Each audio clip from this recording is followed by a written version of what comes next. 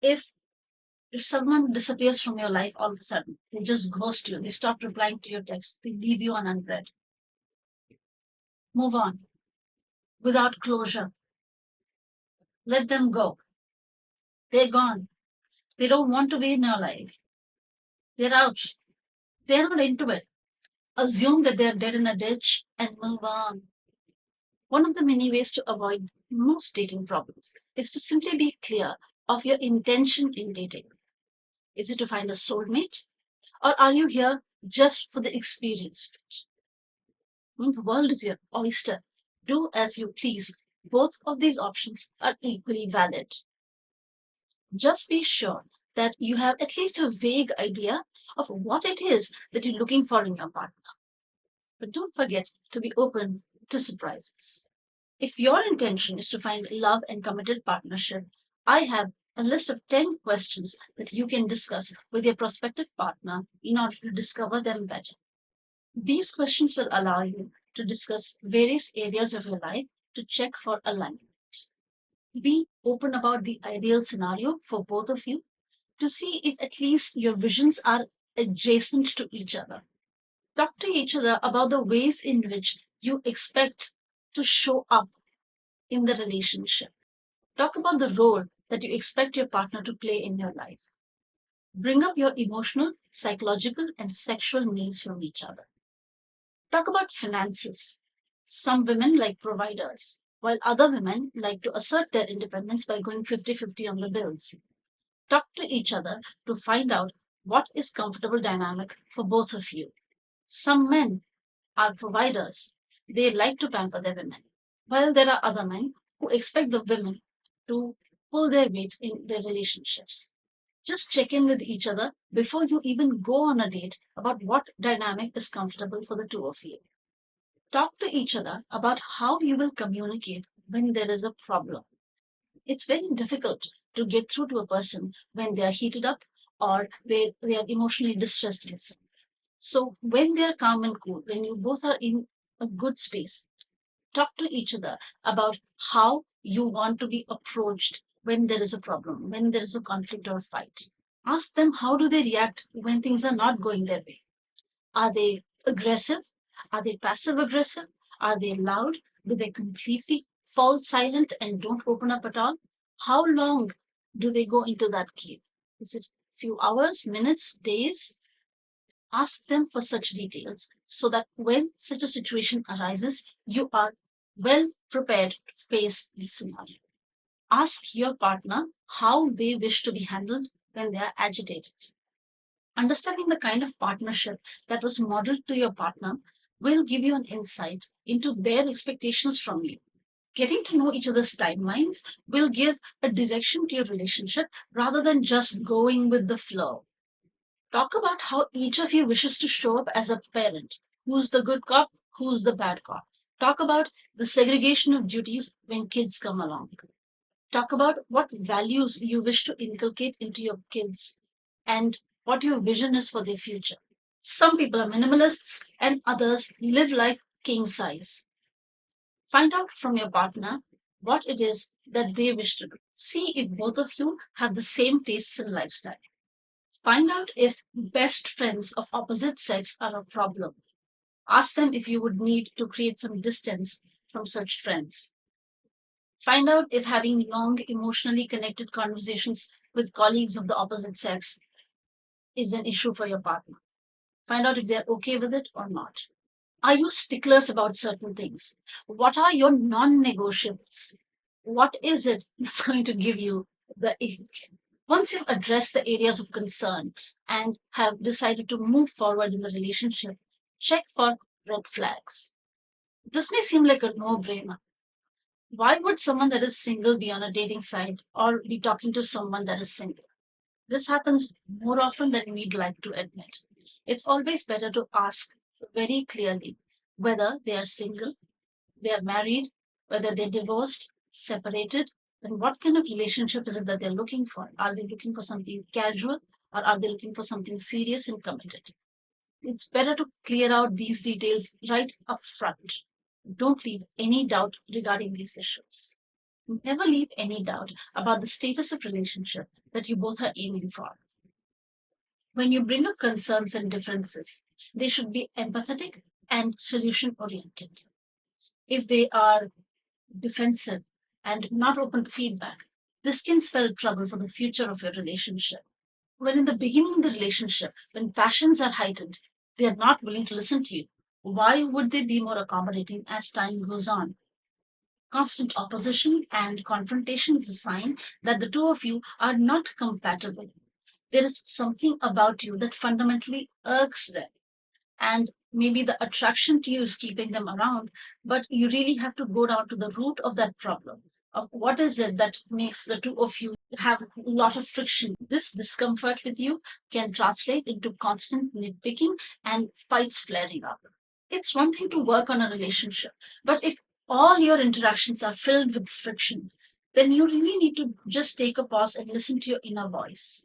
Your inner voice is telling you that the two of you are not well suited to each other. At this point, stop trying to change each other and work to the root of the problem that is causing these frictions. What is that one fundamental difference in your outlook or opinion or your behavior that is bringing up this constant chattering?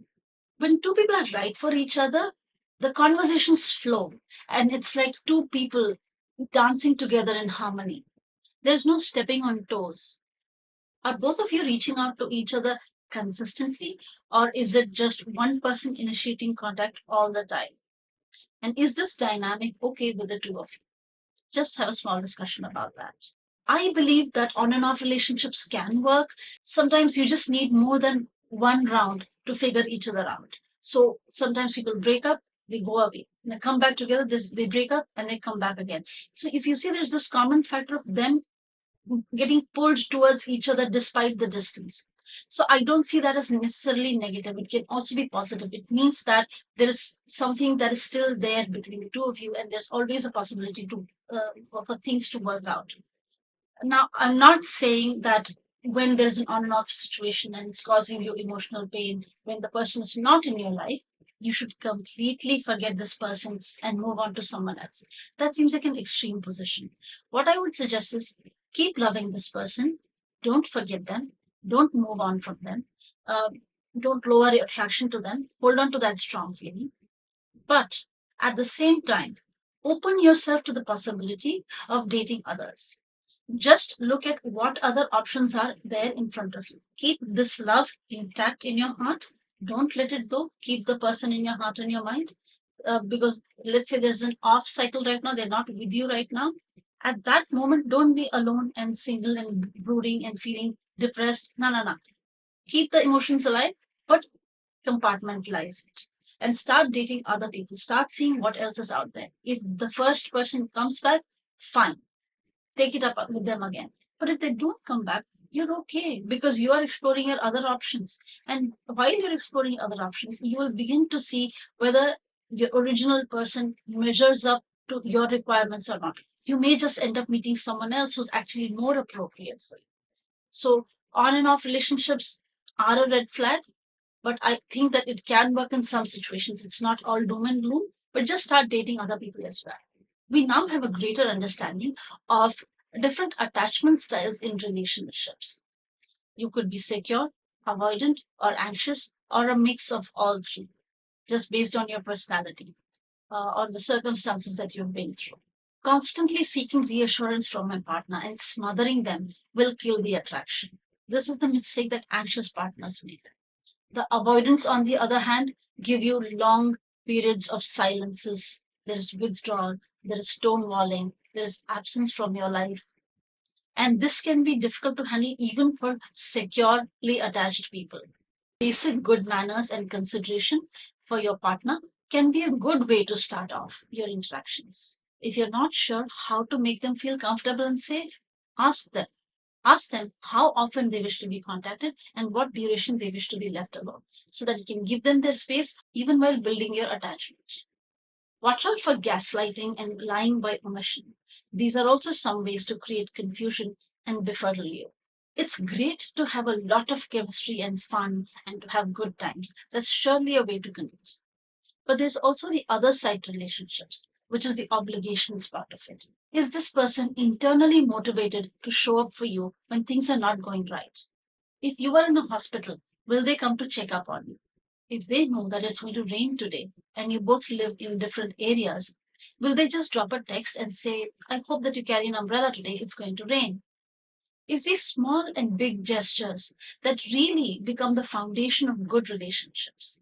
Without that affection, without that care, there is no point in dating somebody. Throwing back in someone's face vulnerable information just to take them down a peg is deeply unethical. It breaks trust and can burn a bridge. And this person is never going to be able to trust you again. Don't put each other down in public. The magic mantra is if you don't have anything nice to say, don't say anything at all. Solve all your issues in private. Don't talk to others about what this person is not doing right. Sit them down and have a conversation about what it is that is bothering you about them. Be direct, be clear, and give them an opportunity to explain themselves as well. Real apology comes with acknowledging the pain that you've caused the other person, admitting that our action affected the other person, and declaring that this will not happen again.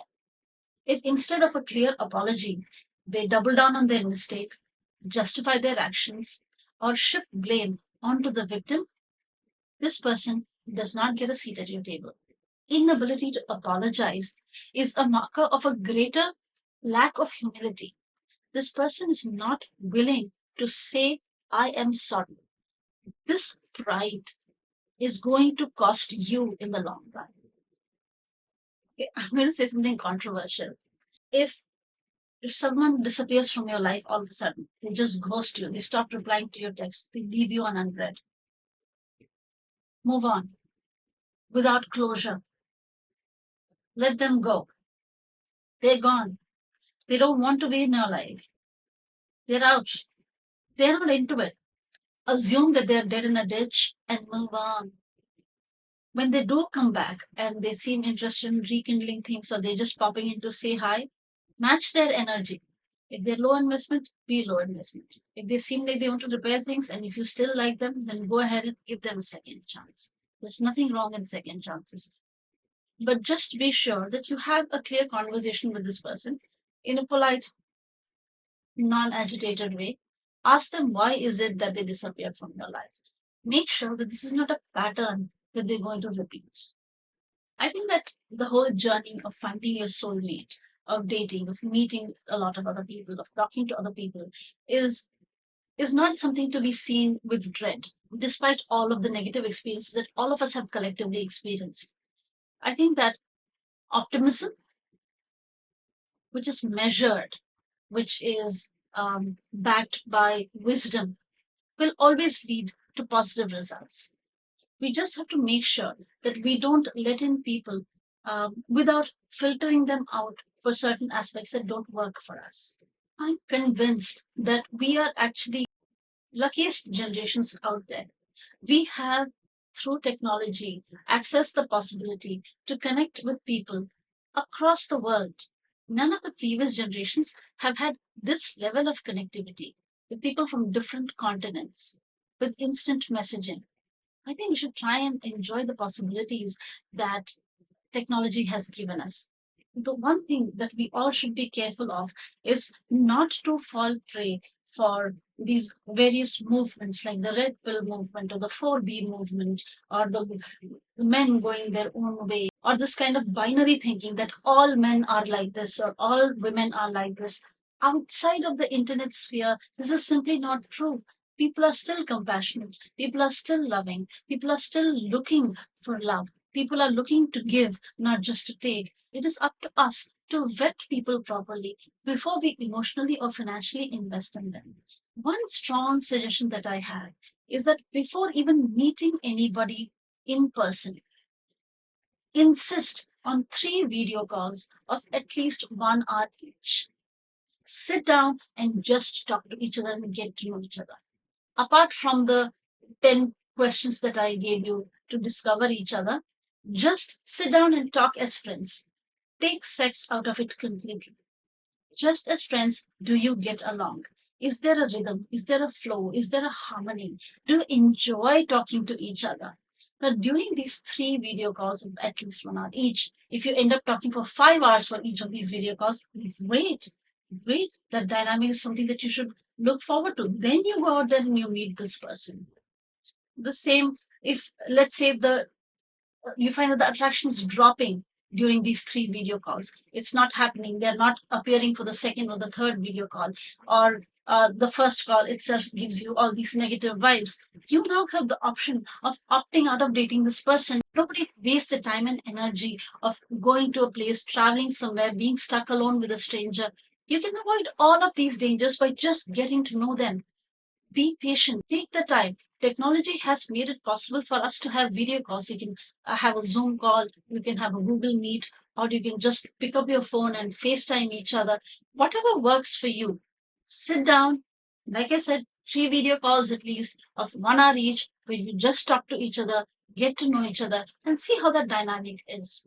And then you decide whether you want to date each other. Then you fix a date to meet at some public place to get to know each other better.